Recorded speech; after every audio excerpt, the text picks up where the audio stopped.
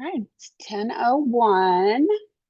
So we'll get started here. Just a little bit of housekeeping. Of course, hopefully everybody can access the chat.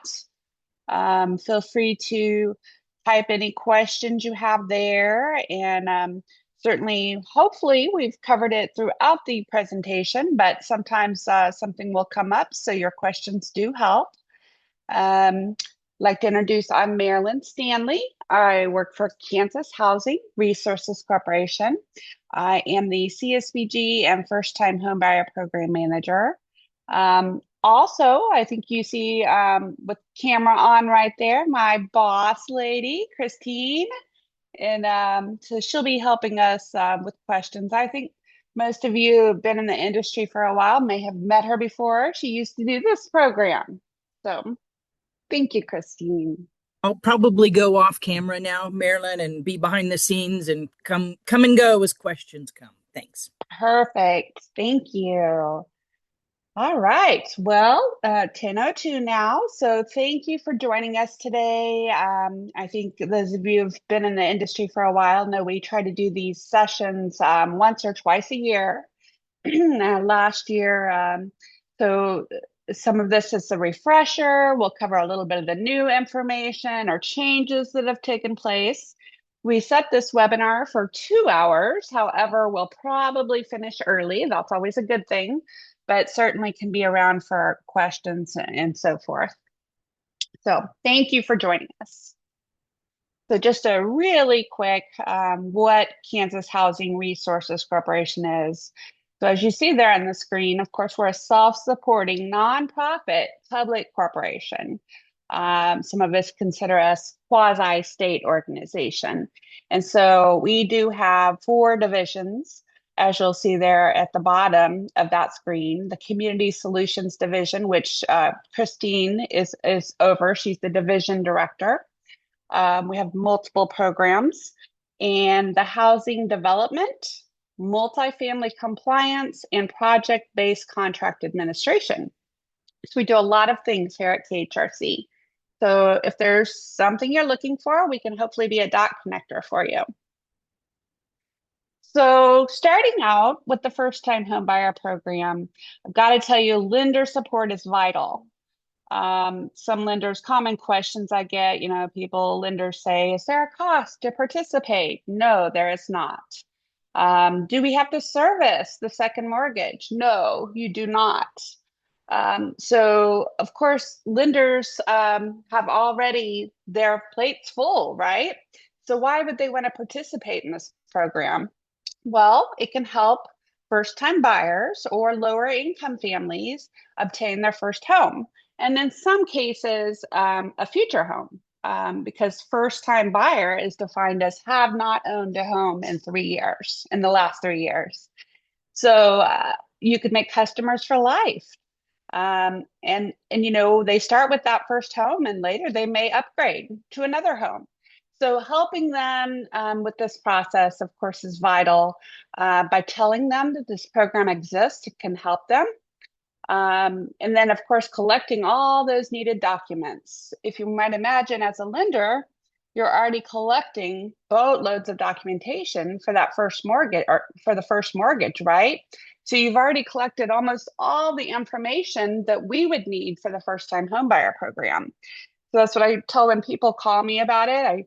They ask, how do I apply? Well, your first step is to contact one of our participating lenders, and they're already collecting all this documentation. So then they use that and a little bit more and send me a package. So your referrals are where it's at to make this program possible. So funds have not been exhausted in a number of years, many years actually, before my time at KHRC. Christine would be able to tell you years ago, it used to be that they would run out of money. And so they would have to do 2 rounds where they would, allow so much money per round. Well, now the program, again, has not ran out of money. And that's a common question I get as well, that it could be that they say, have you ran out of funds? No, we have not ran out of funds. So please keep that in mind. I think it's primarily people think that we may be another program, which I'll highlight in just a little bit. Okay. All right. Quickly, some of the recent updates and changes. Some of these were on last year's presentation, but I want to give a reminder for those maybe lenders that haven't used us in recent times.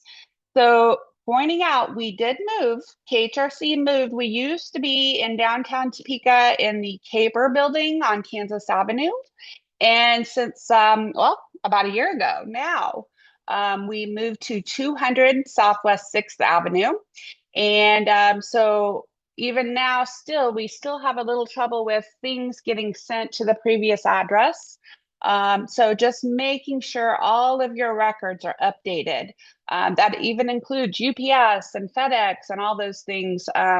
Even the title policies sometimes still will have our old address on it.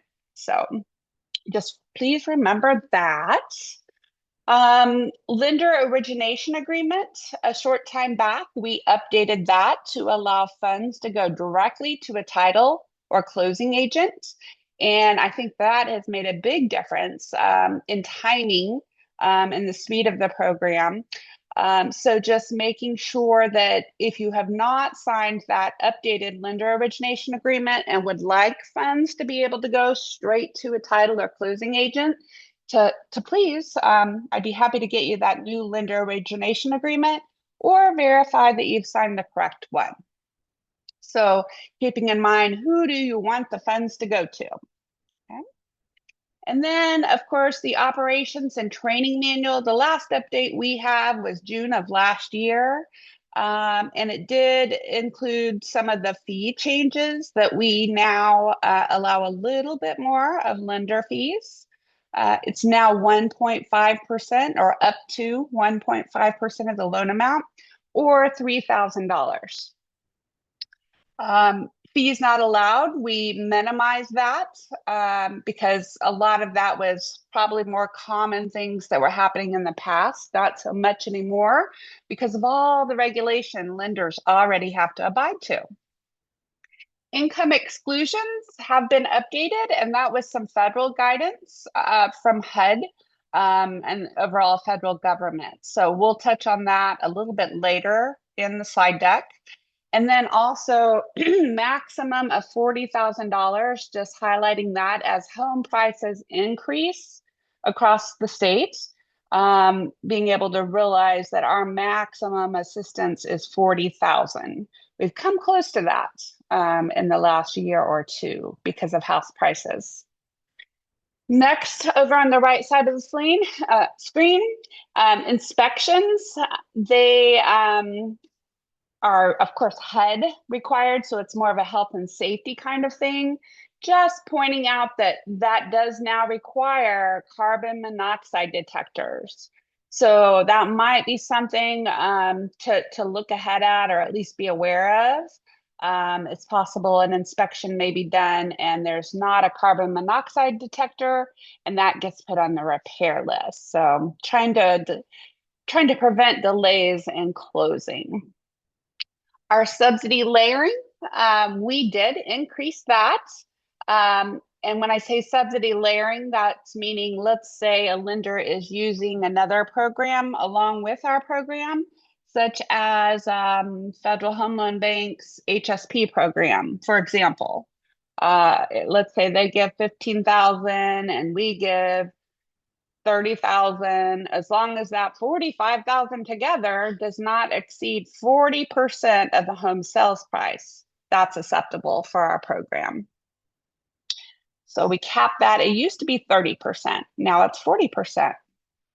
The first time homebuyer participating lender list at one point was a website page that listed the lenders in alpha order, and we could just go in and update those from the back end of the website. We have decided to change that to a PDF list. And so now that list is, I guess, easier for a potential home buyer to download and use and analyze. That list also includes the last year that a participating lender used our program. So, for example, if you're a participating lender but haven't used us for 4 years or something, it's going to say 4 years ago was the last time you used the program. So that way, the people looking at the list may be able to select a lender that is possibly more familiar with the program. HUD housing counseling and HUD homebuyer education. We've got a whole slide on that. Lots of changes going on there. More on the lines of the Kansas agencies have merged with other organizations. So we did a little homework on what people should do now. So I'll go over that soon. And then last but not least, all of our forms have once again been updated. Last year, they were updated to include our new address, but most recently, they were updated to change the words down payment assistance to instead say home buyer assistance. This is a preference on HUD, keeping in mind that, if we're giving I don't know, up to $40,000 in assistance, that's not exactly down payment, it's assistance, right? So trying to refrain from calling it down payment assistance or DPA, but instead call it home buyer assistance. So I have emailed all those forms out, but if lenders didn't get that email or realize that all of our forms are an older version, I'd be happy to get those to you. Okay. So, as a refresher, or for any new lenders we have here today, pointing out that our first time homebuyer program is federally funded. So, we use HUD Home Investment Partnership Program funds. And we can work with the entire state except the areas that receive their own home dollars. So that would be not in Johnson County or the city limits of Kansas City, Topeka, Lawrence, or Wichita. Excuse me. So they may or may not have a homebuyer kind of program in their area. So we'll touch on that a little later when we tell you about the Homebuyer 101 webpage that we have. Please note that our program is not a bond program. Oftentimes, lenders will think that we are a DPA bond program or the e-Housing Plus program, where U.S. Bank is the master servicer. That is not our program. So, okay. Highlights of the program. Again, it's for down payment and closing cost assistance, and oftentimes is high enough money where it can apply to the principal or have the buyer to not have to borrow as much money, which therefore in turn makes the home more affordable to them or possibly allows them the opportunity to buy a little bit more higher cost of a home. Okay. So the money that we give does come in the form of a soft second mortgage. So let's just use that $100,000 figure. Let's say the house cost that $100,000. If we gave 15 or 20% of the sales price, that would be 15,000 or 20,000. And that money would go in that soft second mortgage.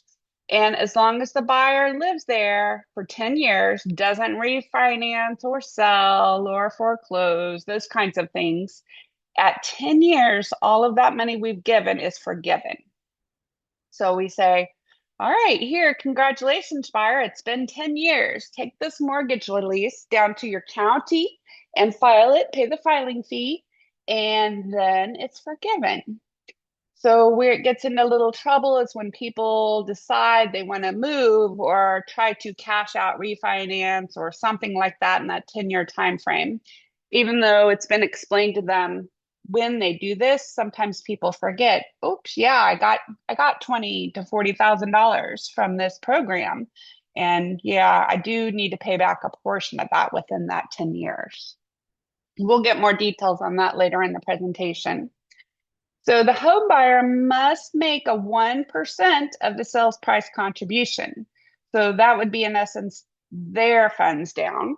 So you as a lender could put them in conventional, VA, FHA, USDA, whatever program is best for them or whatever product is best for them. But because we're giving $15,000 to $40,000, that covers whatever that product needs to have the buyer put in. So we would require 1% skin in the game. So they're putting a contribution. So in that $100,000 house example, that example would be $1,000. And then already touched on, this program can be paired or layered with other programs, again, as long as it does not exceed 40% of the sales price. All right, so that first time home buyer name of the program, that rule is haven't owned a home in 3 years. Now, there are some exceptions to that rule. For example, if someone was recently divorced and they had to sell the house in the divorce or didn't get the house in the divorce, we have some exceptions that could be considered to allow them to still use this program if they qualify otherwise. So please reach out if you have any questions or concerns about that. So we also have income eligibility by county and household size, which we'll go into more. Credit ready, this is not our requirement per se, because it's the lender's requirement so that you can loan them the money for the rest of the house. For example, that 100,000 house, you're still going to need to loan them, 80,000 or something like that. So each lender obviously is maybe just a little bit different, depending on what programs they can offer. And then especially must occupy the house as a principal residence. For example, they can't use this program, get federal dollars, and then turn it around and rent it out. It must be their principal residence. All right, a little detail on the eligible property types. Generally, the program is for existing homes. It can be a new construction home, but it must be after the certificate of occupancy is issued. In the recent years, there's been some of the Habitat for Humanities across the state that have worked well to use this program. However, we have to wait until that certificate of occupancy is finished before the purchase contracts can be issued. Okay. It must be a single family property, 5 acres or less, but it can be a condo, townhome, or half of a duplex. So that is something to, we don't get a lot of those, but it can come up. It can be a manufactured home, but it must be on a permanent foundation built after 76 and titled as real property. It can be a modular home, but those are always installed on a permanent foundation. Okay. And special note, no escrow for repairs. That's really important in our program. Okay, there's the buyer's participation list. We already talked about that 1% of their own funds. We do cap that out. We don't want them to put in more than 10%. So that, first of all, they maybe have an emergency fund set back aside, or also because there's limited federal dollars. And if someone has more than enough money, then maybe this program is not a right fit for them. So keeping that in mind, that's one of the reasons we have that cap on there. Gifting is allowed. Let's say mom, dad, grandpa, somebody wants to gift. They can do that, but we still require the buyer to put in 1% of their own funds. And again, together, no more than 10% down.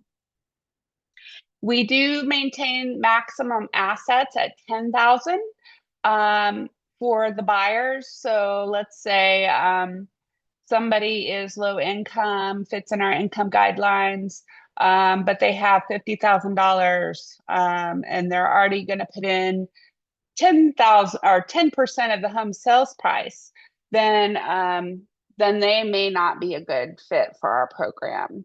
But usually those can mesh together pretty well by the time, if somebody has a sizable savings amount, and they have 10,000 in assets.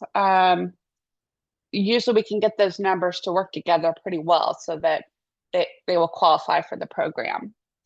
And then, of course, we need the buyer to do HUD pre-purchase counseling. Counseling is one-on-one. It can be by phone or internet or even in person if they had a location in person. And then HUD homebuyer education. Those can be done online. Could be a group in person or online class.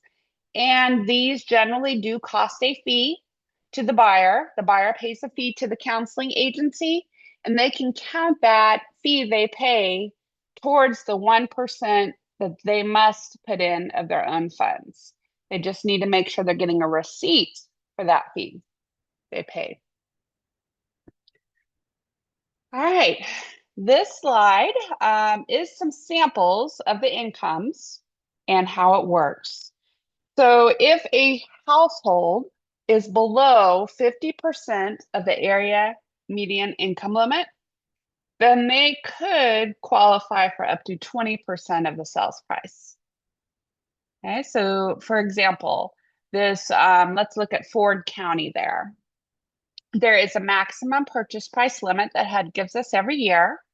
At the bottom of the slide there, you'll see that the last time we got updates, the incomes were given to us in June of last year, and the purchase price limits were given to us in December of last year.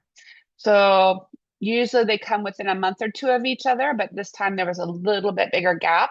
We do expect them to be updated again later this year. So let's say I want to buy a house in Ford County. And so if I'm going to use the program, the house cannot be more than 219,000 based on this rule for this program. And let's say I'm a household of four, me and I got my three kids, and my income for everybody together, gross, is under 43,950 a year. Then I could get 20% of the home sales price in assistance from this program. I would be considered very low income in that case. And then on the other side of the screen, using that same Ford County example there, you can see my income is, let's say, between the very low income and the low income. Then I could get 15% of the sales price in assistance. Now, every county is different. We've got some that are close to the same. Sales prices right now, the highest maximum purchase price is $219.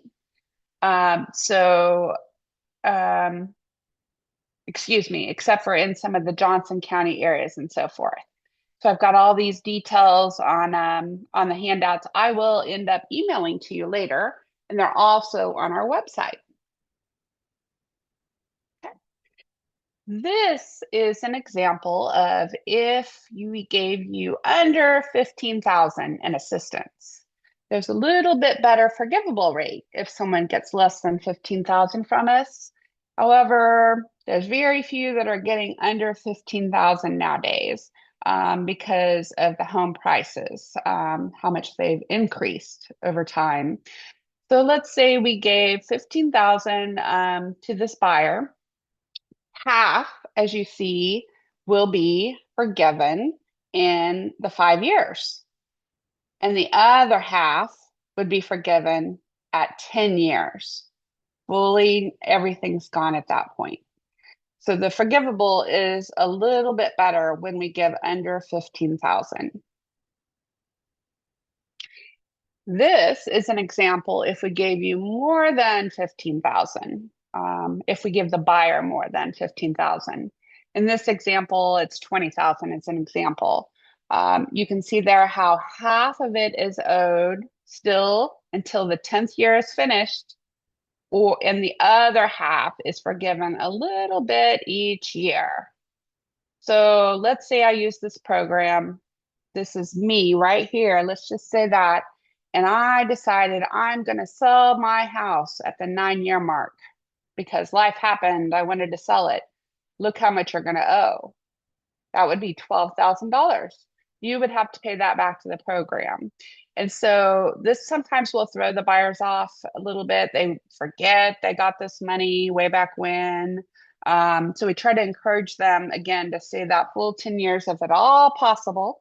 But we understand life does happen. We don't require, we don't just get this money back to use for ourselves. We use it on other buyers.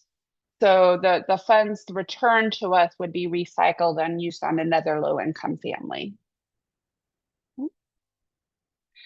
Okay, this is the high level application process. So usually the lender is informing the home buyer of our program. That's why helping you to understand the program ins and outs is really, really important. We've done a lot of outreach to the real estate agents. And so hopefully, as a lender, you're hearing about that from the agents who are maybe advocating for their buyers. But usually it comes from the lender. And so you would inform them of our program. And then, or an agent would refer them of the program. And then they would go to our participating lender list and select the lender. They may be calling, sometimes they'll ask, well, how do I choose?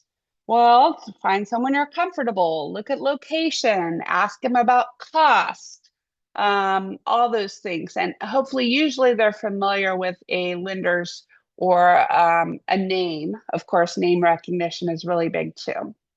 Now, sometimes a lender, someone's already applied to, and they're not a participating lender. And that's where I'll tell the buyer, hey, buyer, yeah, I'd be happy to talk to that lender to see if they want to become a participating lender. However, I point out that the lender is going above and beyond their normal process because this requires extra paperwork, extra processing time, so they can acknowledge the lenders that choose to participate are doing extra work. So then, of course, hopefully they would get loan approval. They would do their counseling and their education. And they would locate the property then because they would have found out from the lender how much of a house they might get approved for. And then they do their purchase contracts. And hopefully they do it with a first-time homebuyer program contingency, giving us a little more time. And then the lender with the homebuyer completes the application package. The lender sends it to me, usually in a secured email. We don't really receive any by fax anymore. We still could, but secured email is the preferred method. Sometimes lenders will send it to me in one gigantic PDF. Other times lenders send it to me with multiple attachments. We can go with either way that's most convenient for the lender. Works for us. After I get the package, I review it, make sure it aligns with all of our program guidelines, and then I have all the correct documentation filled out. And if it's a good package, I can usually reserve the funds pretty quickly. As long as I'm not out of the office, I can usually review it within a couple of days, if not the same day. If I'm out of the office, then of course that might take just a little bit longer, but hopefully that wouldn't cause a delay. It's very important to me that I review it and reserve it as quickly as possible so that we don't delay a process. So at that point, I would reserve the money and I would send the lender a letter saying, hey, lender, we've reserved this much money for this buyer and this address. And then they use that letter within the rest of their loan processing to account for it until closing. Also, at that point, I would request the inspection that we do. We still want the buyers to get their own normal inspections because ours is really just health and safety. We do pay for our inspection, and so, but we also send you the results. Okay. All right, here's a little bit on the HUD counseling and HUD homebuyer education. So, purpose of this, hopefully to keep them informed, have them well aware of supports, and help them with long-term homeownership sustainability. We want them to be successful buyers, so education is always helpful. Also, our federal funding requires this. So we have to have them do this. So the counseling, like I said, is one-on-one. The education is group or internet. And Housing and Credit Counseling Inc. merged with Money Management International, and Consumer Credit Counseling Service, Salina and Wichita, merged with another national organization. Their merger was just, I don't know, a week or two ago. So I don't have all of their latest details yet. However, I did do a little checking on some of the other national organizations, and I put that on a handout that we've got on our website and that I will send whenever you reserve funds. So as you can see there, I tried to, it's a little bit different depending on which organization is used, but it's overall the same process. We did insert Habitat for Humanity Kansas City as an option. They do have some education, and they also can do some counseling. You'll see them there on the list. So the best way is to have the home buyer contact them directly. And I know sometimes there's confusion on what they need to do, but again, they need counseling and they also need education both. Okay. All right. This is a section of our web page, and the web address is at the very bottom. And I will email this slide deck out to all of you so you can have the direct links. But on our web page, under the first-time homebuyer section, I'm highlighting here lender resources. You would hit that little plus sign, and then under the plus sign, you will see those items on the right. So Kansas legislator lookup. This is where a lender would look up the Senate and House representatives to put on the first-time homebuyer application. So that's something we track. Being a quasi-state organization, we need to track that so we can get an idea to tell our Senate and House representatives how many homes were purchased through our program in their areas. Also, under that plus sign for lender resources is the lead paint visualization training. And I think everyone's aware, of course, there can't be chipping paint. There can't be the paint of everything within a low-income housing program with federal funds must be in good shape. So this lead paint visualization training would be something good if you've never taken it before, or you have new people in your office. This is HUD's short training that's all online, self-paced, but it will give you a pretty good idea of what our inspectors look for in lead paint issues. It also links to the Freddie Mac primary mortgage rate, which is what we use. We make sure that any program's usage is not more than 0.65 above whatever Freddie's primary rate is. So on the screen there, you'll see on March 5th of this year, the rate was 6%. So if a lender gave me an application on that day and the rate was that they were trying to charge the household with 7%, then that was too high. I would say, hey, lender, can you tell me why that rate is higher than Freddie's primary plus 0.65? And so usually I haven't had a problem with that. Lenders seem to, at least in this area, are usually lower or slightly above whatever Freddie's primary rate is. Okay. But that's all through that lender resources plus tab is where you can find that. You can see there on our webpage, we've got all of those resources. All you got to do is click the plus tab and that will give you all of those details from our webpage. So here is the detail after you hit those plus signs on our website. So under program guidelines and documents, you will see those are the items that are there. Oftentimes people call me and ask me, where can I find the loan payoff request form? Well, it's right under program guidelines and documents. They may also say, well, hey, what are the program limits right now? Well, it's under program guidelines and documents. So we try to keep these the most current. When we get an update, we try to put it on as quickly as possible. And then we also email the participating lenders to let them know that something's been updated as well.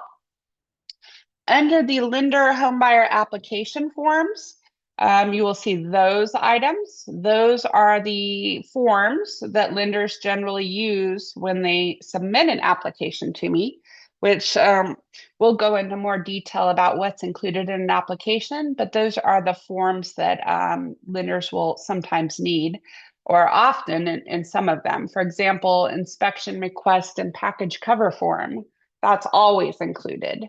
Inspection disclaimer form, always included. The inspectable items, that is something that a lender should make sure the real estate agent has, so that hopefully they've made sure the house is inspection ready. Because if it doesn't pass inspection, it can slow down the entire process. So it's better to have it ready to go before the first inspection happens. Sometimes doesn't work out, but we can make sure any repair list is taken care of as well. All right. Lender after reservation forms are also there on the website. And those are the ones that we end up needing after the funds have been reserved, but before we close. That will be before I draw the money from HUD, which we'll talk about timing of that in just a little bit. These should all be fillable. If you ever are using these forms and something's not working right, please do let us know. We want to get them where they work right. Thanks to one of the lenders recently told me that, hey, when I type in this box, it flows over. Oh, thank you for telling me that. So let's get that fixed, and then we can get one that lenders don't have any trouble using. Okay.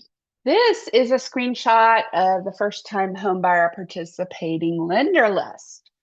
So as you see there, I know it's kind of tiny, but it lists the name of the organization, the date of the last usage of first-time homebuyer, the date of the last lender origination agreement. If it's been a while, someone could tell. The loan officer names and the loan officer emails. And the loan officer phone numbers, the institution's website, and where they serve, where they work in Kansas. So most of the lenders are all of Kansas these days, but some are not. So that's really important because we may be getting calls from all over Kansas. And then, of course, the NMLS number on the far right side.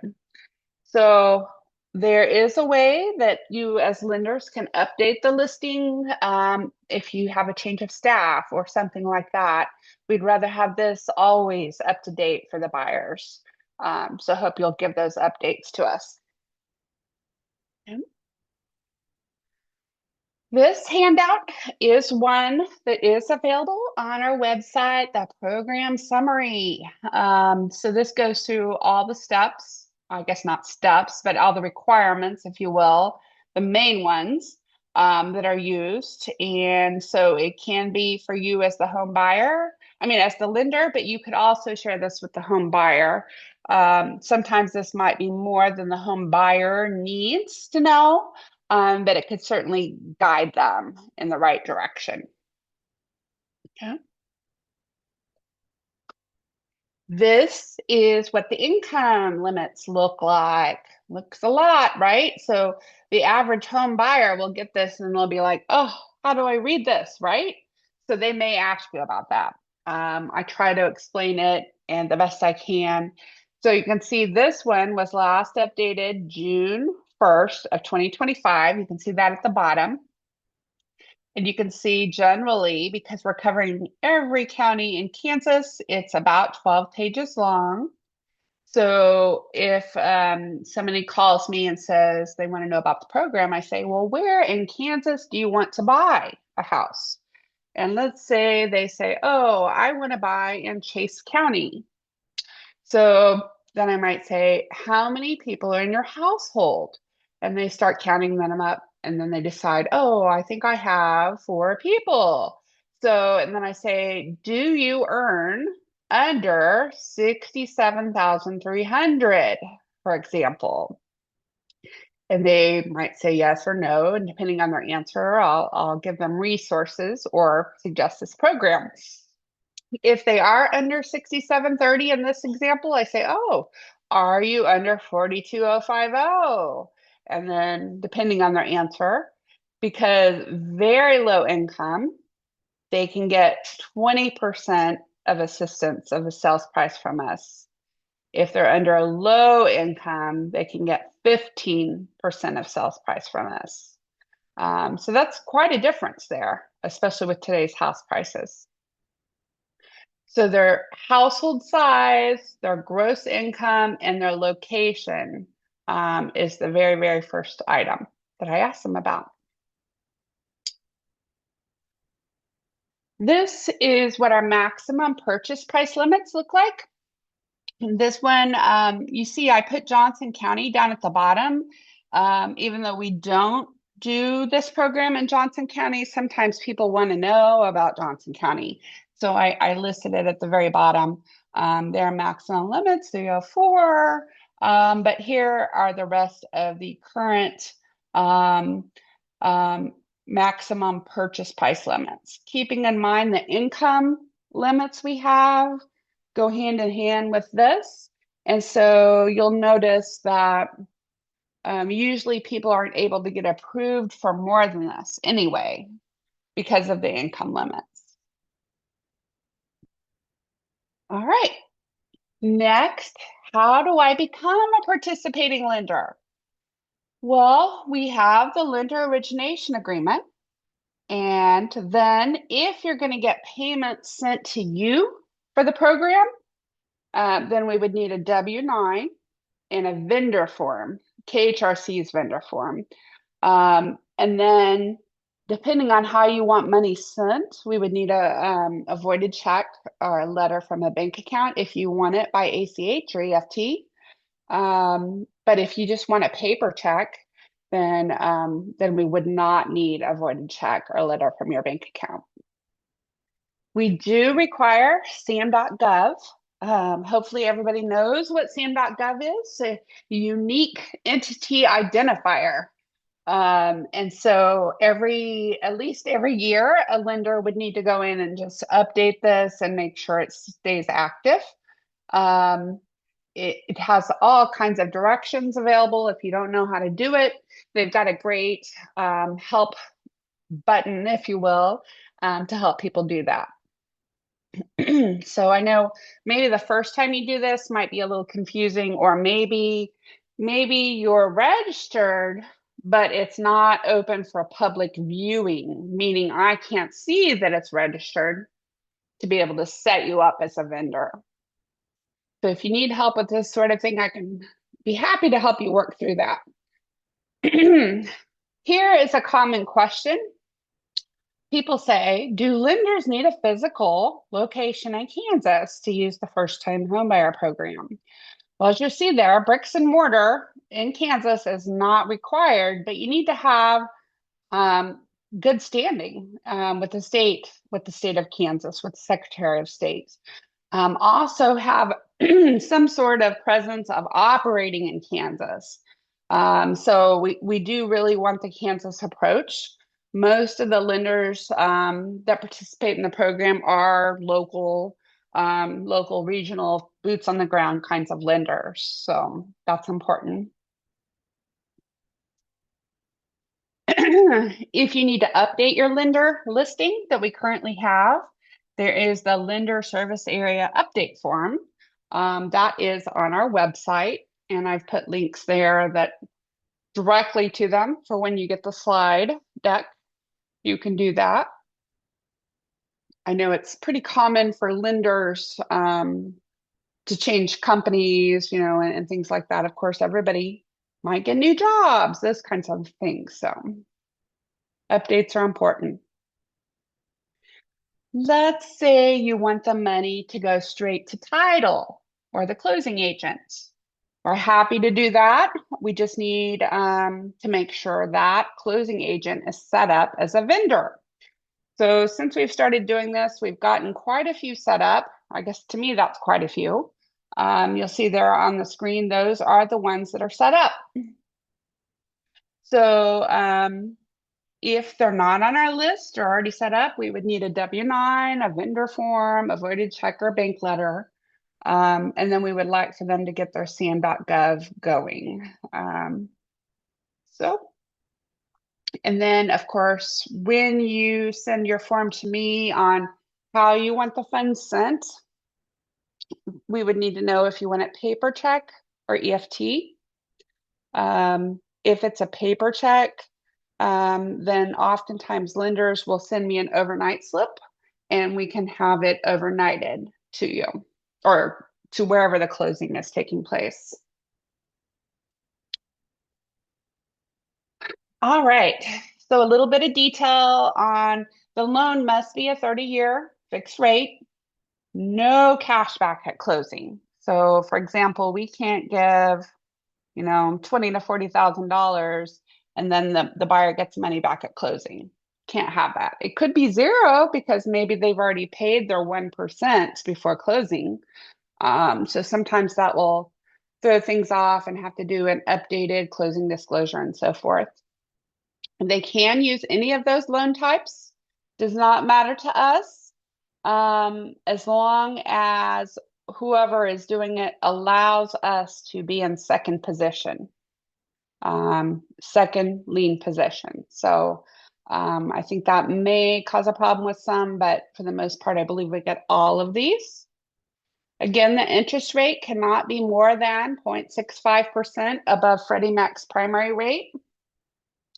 As you see there, we've got a front end ratio requirement and a debt to income must be below 45%. Okay. And our lien, again, must be in second position. And then this sometimes will throw people off, the junior lien or second mortgage policy title insurance. We do need our own Schedule A. It used to be that some title companies were putting us along with other Schedule A's, but I understand that the proper way to do it is to get our own Schedule A, and it costs. So this ends up getting passed along to the buyer within the closing. I've been told that sometimes these are more than $125 to $250, but I don't know if there's information someone knows about this could tell me more. When I look online for the average cost, I'm getting a quote of $125 to $250, but I see sometimes it could be $400 or $500. Okay. Here's again on the property standards. We already talked about the maximum purchase price limits by county. It cannot be in a flood zone as listed there. This is important, can throw people off. It must not have been a rental within the last 3 months. So on our application form, that is one question it's asking about. Also, we have this, we need the seller disclosure form where they're saying it has not been a rental in the last 3 months. The purpose of this is so that we do not displace someone. And there's a federal law for that. Okay. We often will get calls from people who want down payment help for their contract for deed. Just know that this program is not for that. We do encourage them if they're trying to do that to try to get regular mortgage, but they might have a barrier of credit history and so forth. Must be under 5 acres of land. And this is because this is a home ownership program, it's not a business kind of program. So, and then most importantly, the house has to pass our inspection before closing. All right, here is where we already touched on some of the repayment that if someone sells or tries to cash out finance or something within that 10-year time frame, that's when we'll have to repay a portion of the money depending on how long they've lived there. And I can turn around a payoff request pretty quickly if someone is just talking with you about the possibilities of that. But it's also helpful to remind them if they would just wait until 10 years, all of that money is forgiven, if they're so close. Got that payoff request form on our website. Now, if they come into the program and their interest rate is, I don't know, 7%, and suddenly interest rates drop and we're down to 3.5% again. And then it might make sense to refinance, right, to a lower interest rate. Well, we'd be happy to consider a resubordination for such a case. So right now, no one's really doing subordination requests, but it is possible should should the market change a little bit on us down the road. It has to make sense. Lien releases are sent to the homeowner at the end of that 10-year time. And we put a letter in and we say, please take this to the county, pay the fee. But as you know, that may get forgotten. And then years down the road, they'll be like, I never got a mortgage release. Well, we sent one, but it could have gotten forgotten. But we're happy to do a new one and have it sent out. All right, the next couple of slides are some examples of, let's say, how the ratios are and such. Let's say this house sales price is 150,000. In that case, we would require them to put in 1,500. They could get a gift, 13,500 maximum. And so, or they could put in no more than 10%, which is 15,000. And then we would give them either 15% or 20% in assistance. And you can see those numbers there, 22,500 or 30,000. And in this case, this person's ratio is in line with our program. And this person's debt ratio was in line with our program. So that looks good. Here is a little bit on the layering. So let's say over here, 70,000 was the sales price of this house. And that means 40% of that sales price could be the joint subsidy if we were layering with other programs. Let's say first time homebuyer, our program gave 10,500 and Federal Home Loan Bank 15,000. They could get a 25,000 total subsidy, and that's just fine. Yeah. And then over here, let's say the house is 150,000. They could get a joint subsidy of 60,000. Let's say I gave them 22,500, Federal Home Loan gave them 15. So that's a total subsidy of 37,500. That's okay. Huh? All right. This screen is we have a Homebuyer 101 resources webpage on our KHRC website.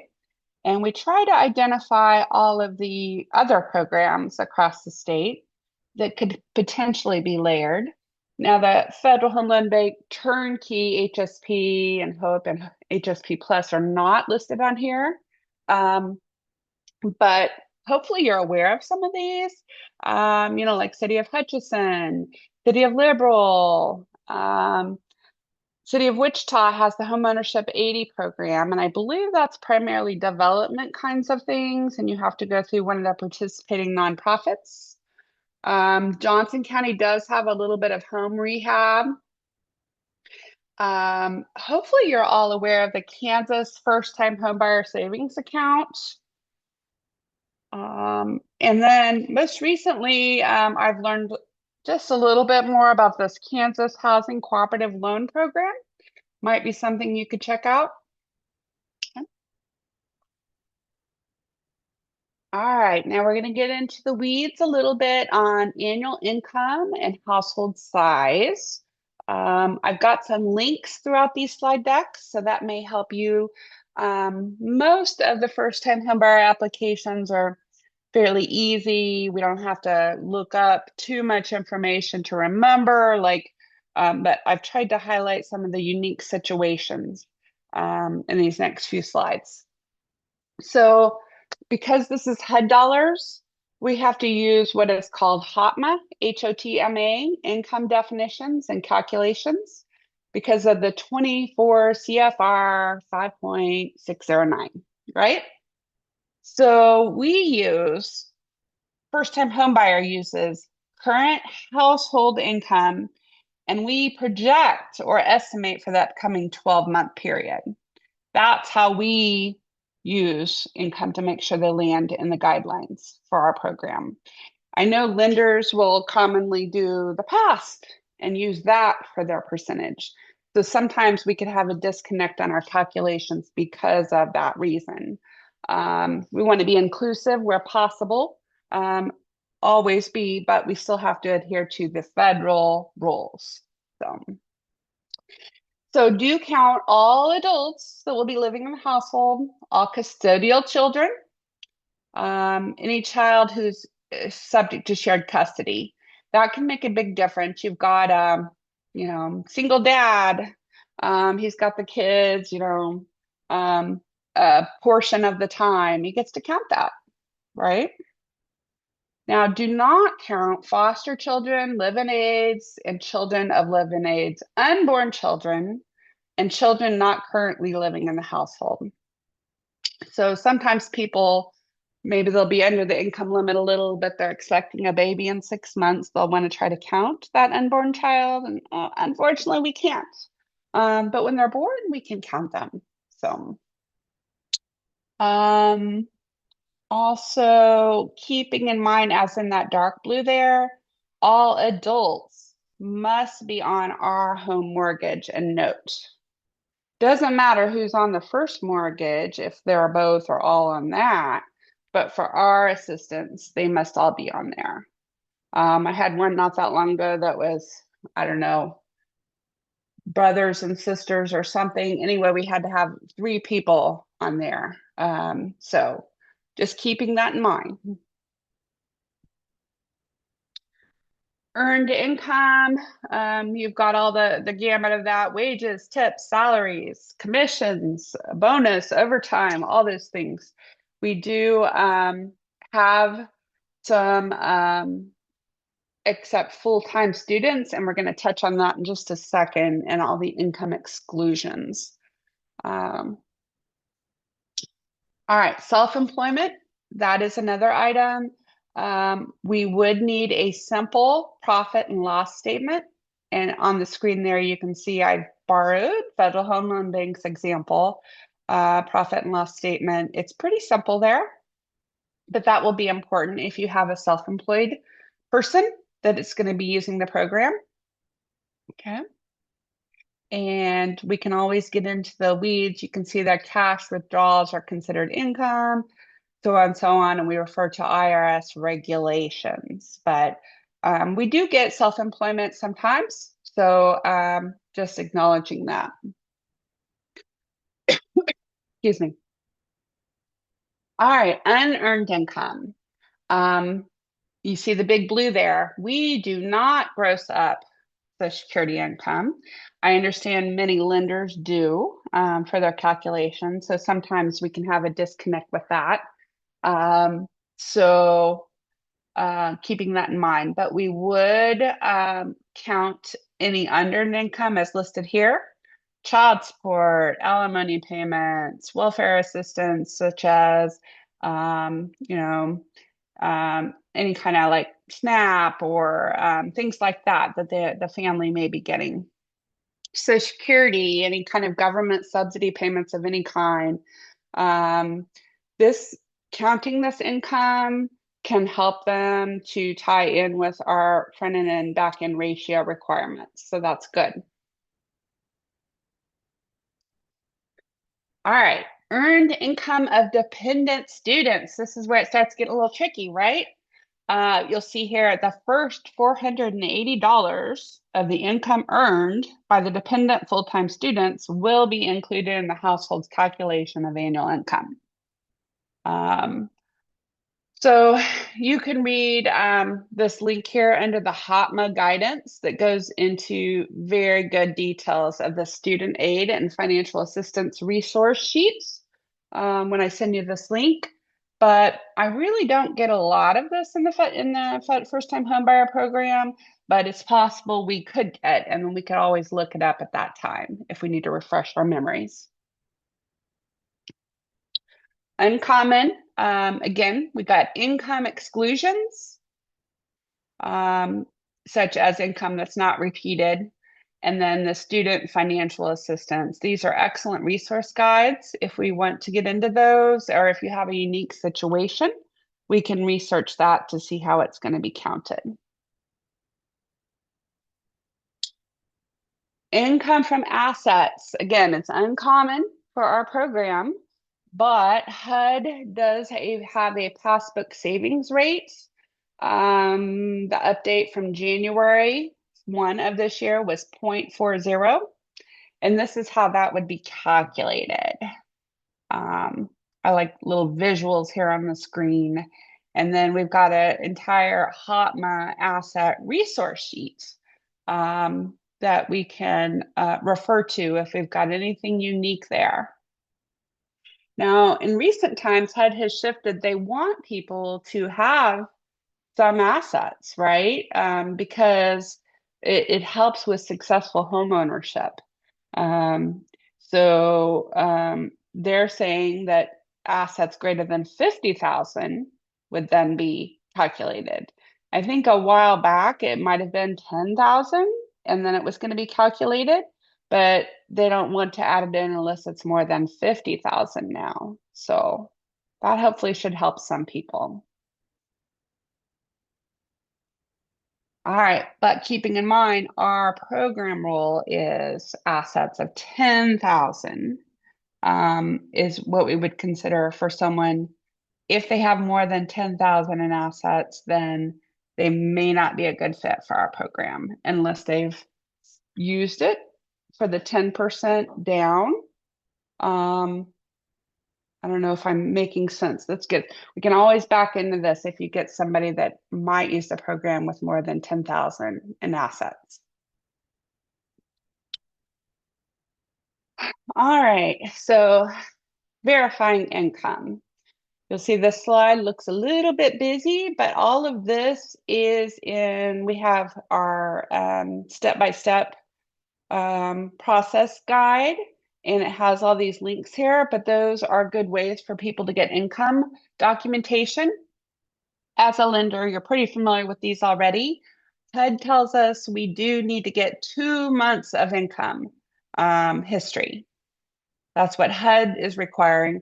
However, you can see, VOEs generally do have at least 2 months of history, generally longer than that. So if you're a lender and you've given me one pay stub, I might say, hey, do you have a VOE, or something like that. So if you could get that to us too, that makes a big difference so we can identify what's expected for the future as we calculate first-time home buyer. Okay. Social Security letter, child support payment record. Now, if they have zero income, we need them to do that certification of zero income forms, which are on our website. And then we do ask for the past 3 years of federal tax returns. And we use that. We look at history, we look at household size. It just helps us along the way to make sure everything's a good fit for the program. If they did not file taxes for whatever reason, we do have, we ask you to have them complete a certification of non-filing status affidavit. And sometimes a divorce decree or child custodial document is applicable to help document household size or changes like from tax returns.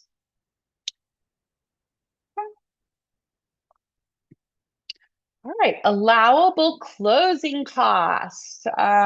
These are the general items that I see on closing disclosures. I know every lender is just a little bit different. Fees are called different things in different places sometimes, but overall, just pointing out the lender origination fee should not exceed 1.5% of the sales price or $3,000 of the loan amount.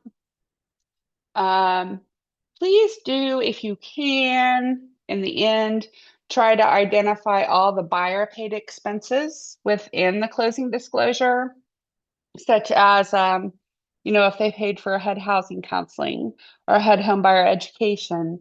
I'm counting that on their 1% paid in, but sometimes it's not identified in the closing disclosure. So if anything, it just helps to make it more official if you can. Otherwise, sometimes I'll ask a lender, hey, lender, can you tell me where they paid their 1%? And usually they'll email me back something and I'll use that email for my documentation. But if it's in the closing disclosure, it's even better. There's a screenshot of what that junior lien or second mortgage policy kind of looks like on the Schedule A. It lists KHRC. And like I said, it's a cost that gets passed through to them. So keeping that in mind as you're processing all the documents towards the end. All right, going to get into inspections. Pointing out when our inspectors come to do inspections, all utilities should be on so we can inspect. We want to make sure things work properly, so it's got to be on. And we don't want to prevent a delay in the closing if things aren't on. So keeping in mind, I know you can see the screen there, but house must be decent, safe, sanitary, and good repair. That's what our inspection is about. So again, we do pay for that inspection. We do still encourage the buyers to get their own whole home inspections. They may very well cover different things. Once in a while, a lender will say, how come XYZ called out this and yours didn't, or vice versa? I don't know. We have different requirements, I suppose. So, if the housing does not meet the standards of our inspection, then the seller would have to make the repairs. And sometimes that can slow things down. Maybe the house doesn't work right because the seller doesn't want to make a certain repair. So that's a really important piece. It can't be like a fixer-upper kind of house. It has to get through this inspection. So save delays in closing by having the realtor and the seller review our inspectable items list before we request the inspection. So, because I send an inspection request to the inspector, they have up to 10 business days to do the inspection. So let's say I send it, they inspect on the 10th day, this inspection fails, then the seller has to make the repairs. And they might be slow at it, maybe because it's a rural area or whatever. And then when they're done, they request the re-inspection. And then the inspector has up to 10 days to do it then. So it's really a longer process if the house has repairs needed. So looking at that inspectable items list is really important. Pointing out that during 2025, 62% of the homes failed first inspection. But that also means that, what is that? 38% passed on the first try. So positive. This is what our inspection form looks like. So we tried to make it fillable. So you, as the lender, would write the date the application was emailed or faxed right up there. You would write in your information, and then the home buyer's information, the address, and then who do we contact to schedule that inspection? And once in a while, an inspector tries to contact the person many times and don't get an answer. And then they let me know. And then I reach out to the lender and say, hey, lender, person on the list is not answering. What do we do? And then they help out. Okay. And so that is our inspection form. Once you send this to me, I fill in a little more information, such as our file number. I choose our inspector, and then I get it off to them. If it's time for a re-inspection, that's where you'd send the same exact form, but you'd type the date of the re-inspection right here, the date you request it with me. This screen is the seller's inspection guidelines. So it is trying to tell them to go to that inspection list so that they know what should be in good shape before they request the inspection. So I know sometimes people will read through things and not read it in detail, but this tries to highlight some of the common things that are failing in inspection. So hopefully your sellers will read this before they sign it. So if you have not read it as a lender, I encourage you to do so as well. If you see anything that doesn't make sense, please do let us know.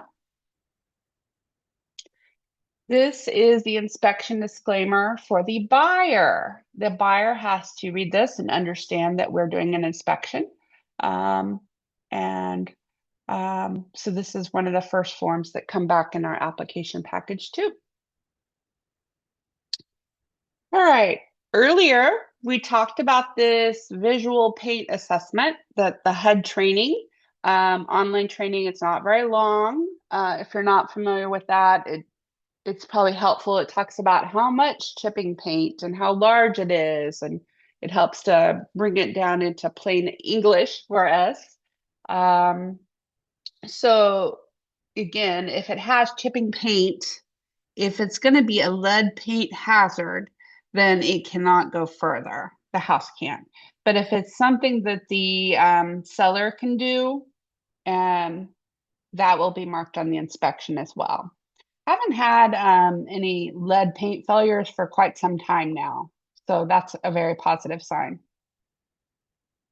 And this specific slide does talk about that sizing. So if it's more than 10% of the surface, that exceeds de minimis. 20 square feet on exterior services, all these little details. We're going to have the slide deck available for you later. So if you need to understand that or make sure that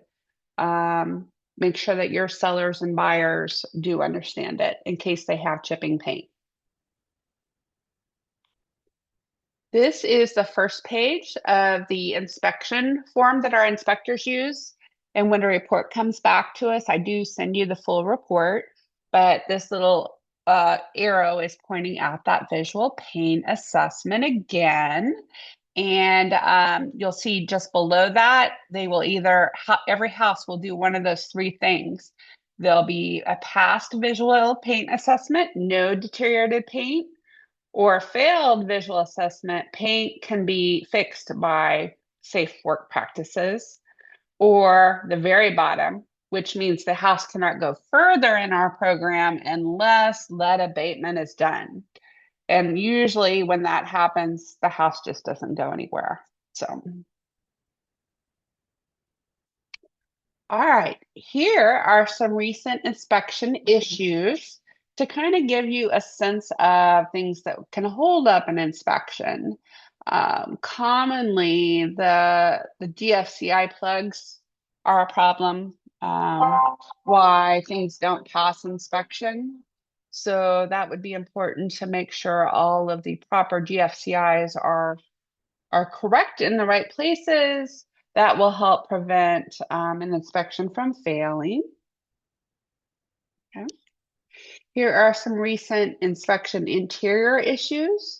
Smoke detector, CO2 detector, um, peeling paint, as you see there, door jamb, door sill painting pill.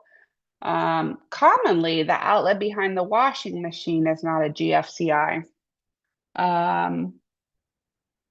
Light fixtures, shade missing on ceiling fan. I did have a lender ask me about like windows. Windows must be operatable. So here are exterior issues. Dryer vents, hood missing, rear storm missing glass and screen, um, basement window, major rot. South deck has deteriorated board, peeling paint. Storage shed, the shed in the backyard, peeling paint, things like that. But keeping in mind that these are lower income families, and so having a home pass health and safety inspection is such a big difference for them. So if the seller can make the repairs, even though it might be a little bit of a barrier for the seller, it's still far better for the low income first time buyers. All right. If the house passes inspection, then we determine a closing date. I say, hey, lender ABC, the house passed inspection. Here's the full report. How soon do you want to close? And they'll usually tell me what day they had in mind, depending on how far along their processing is. But if the house fails inspection, I say, hey, lender, the house failed. Here's a list of the repairs. Will the seller make these repairs? And usually they check on that to make sure, depending on how much there is. And they usually come back and say yes. And then I say, let me know when it's ready for re-inspection.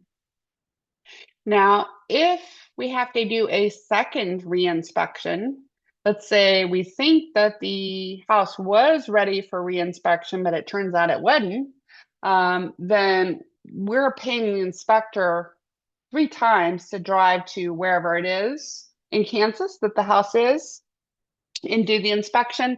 So at that time, we do charge an extra fee. I believe we currently have it $125. That is very rare. I've been in this program a few years now, and we've had that happen twice. So it's not bad.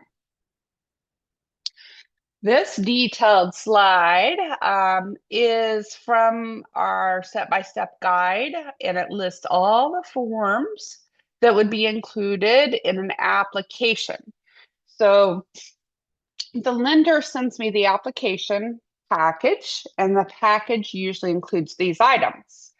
So the items in blue are always in there. The items in the smaller print, depending on the household situation, may or may not be included. But if it's applicable to them, I would need that item. All right. And if a lender sends a complete application, it's so smooth. It really makes a big difference and time-wise. All right, in between, after I've reserved money and requested the inspection, the lender would be encouraging the buyer to get this counseling and this education done. They would get this second mortgage forgiveness form filled out, signed, so they understand that they're getting so much money, but it's not fully forgiven until 10 years. And you can send this stuff to me anytime, or you can send it all at the end before they close. This detailed slide is more of the in-between. This is stuff I would need before I send the money. So you see their original documents. You see all the underlined original documents. emailed versions are great for me to confirm that you got something done. But in the end, commonly lenders will send me a package of the original documents later. Um, it can be validated e-signatures. Obviously, if it's a validated e-signature, then just emailing it is fine. This kind of depends on how a lender is set up. If they're set up with more e-signatures than they are wet signatures. But if it's an original wet signature, I do need the original. Once I have all these items, then I can draw the money from HUD. So let's say if you get these items to me by no later than a Friday, I can draw the money on a Monday, and then the money comes from HUD to us within 2 days, and then we can send it to you on a Thursday, which would be either EFT or paper check, which means you would probably get it by a Friday. So there's about a week's time in between there. The timing is really important. This is the form where you're requesting the money. It's part of those documents before I can request the money. You would be telling me who and where you want the money sent. So again, if you want me to send the money to the title and closing agent, you would circle title and closing agent. If you want it sent by paper check, you'd choose paper check or EFT. Sometimes we want the check to be in the name of the title company, but I'm overnighting it to the lender. And in that case, they usually just kind of write a note over here on the side. So this is a really important key. And then if that closing agent is not set up as a vendor, then that'll slow us down. We have to make sure they're set up in advance. Okay. You can see here, I've got some notes throughout here on the timing of the money. And it's common, make sure to circle one of those. That often gets forgotten, and I have to ask the lender, what did you want to do? All right. This is just touching base on the affidavit of home seller form. You see those items there where that arrow is, and that refers back to that the house has not been a rental in the last 3 months, because again, we don't want to dislocate someone and have the Uniform Relocation Act come into play. This really tiny, but to give you an idea, this is a lengthy document, but it is the affidavit of homebuyer, 10-year period, which is also our federal dollar home written agreement. So it goes over some of the details of how the money is forgiven, and this is home dollars. If you've never read it before, please give it a read. These are those forgiveness by year forms that we send to you and have the buyer sign. Just another place for them to visually see how the money is owed until the 10th year. And they all have this sign, but then they all sometimes forget. So final documents. So let's say the buyer has closing has happened, and they got our money and applied it and all that good stuff. So I would need the original wet signature promissory note, the original notarized and recorded home second mortgage, and then I need a copy of the signed final closing disclosure and a copy of the first mortgage promissory note. Once I get this, I can close my file with HUD. So sometimes these things get a little delayed, or maybe, I'm going through my records. I will check with you on it to say, hey, I haven't seen this yet. Can you send it? Sometimes lenders will have to track it down with the closing agents. But I have to have all this so that I can close my file with HUD after we've drawn the money. Okay. And then after 10 years, like I said, we send that mortgage release to the buyer and ask them to file it at the county, and it's been forgiven. All right. This is our contact us. I do want to remind you to sign up for our mailing list. We have a variety of options there. That's how we do most of our public notices. So being aware of things that KHRC does, even development kinds of things might be of interest to you. And then, of course, we've got our little, you can scan that there. Okay. And I will send the slide deck out. All right. So let's see, Christine, did we have any questions that we haven't been able to address yet? Having a little difficulty leaving the camera on. Pardon me.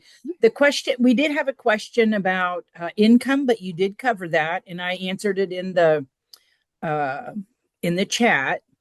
Great. We did have a question about if you would share the slides, and you just mentioned that you would, so that's good. Good.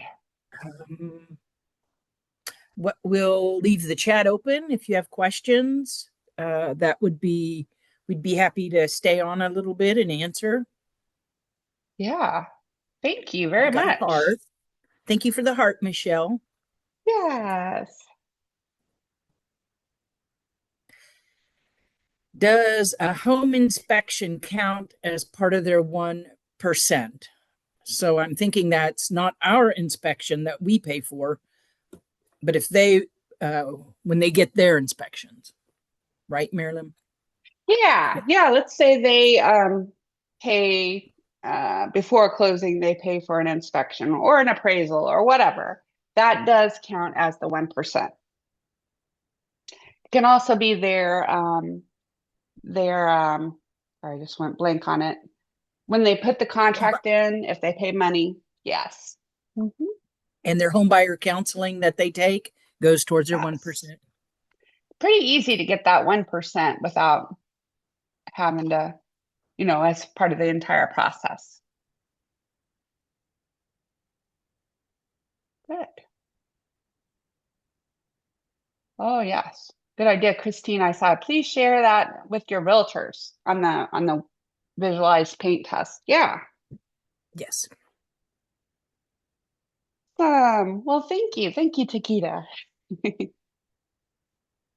All right. We really appreciate everyone's time here today. We know you're busy, you got a lot going on.